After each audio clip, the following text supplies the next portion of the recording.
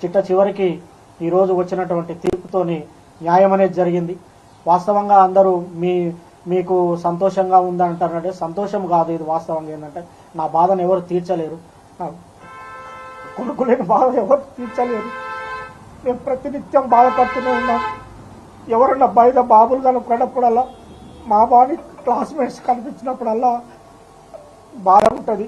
కాబట్టి దయచేసి నేను చెప్పేది ఏంటంటే చంపుకోవటం అనేది కరెక్ట్ కాదు. ఇప్పుడు నా మనవడు ఉన్నాడు, మనవడిని కూడా మేము చూసుకోవాలి. మాకు ఎవరి మీద కోపాలు లేవు. మేము ఈ కేసు విషయంలో సాక్ష్యం చెప్పాము. మా బాధ్యత మేము నిర్వర్తించాం. కేవలం ఈ హత్యలు ఆగాలనే ఉద్దేశంతో చెప్పాము తప్ప వేరే మరొకటి కాదని ఈ సందర్భంగానే తెలియజేస్తున్నాను. న్యాయస్థానం కూడా కరెక్ట్ అయిన తీర్పిచ్చింది. ఈ సందర్భంగా చిట్ట చివరిగా నేను చెప్పేది ఒకటే, న్యాయం అనేది ఉంటుంది. పోలీసులు కానివ్వండి, చట్టం కానివ్వండి, న్యాయమూర్తులు కానివ్వండి, న్యాయవాదులు కానివ్వండి ప్రలోభాలకు లొంగుకారు. ఈ దేశంలో, ఈ రాష్ట్రంలో, ఈ సమాజంలో న్యాయం అనేది ఉందని మరొకసారి రుజువందని తెలియజేసుకుంటూ సెలవు తీసుకుంటాం.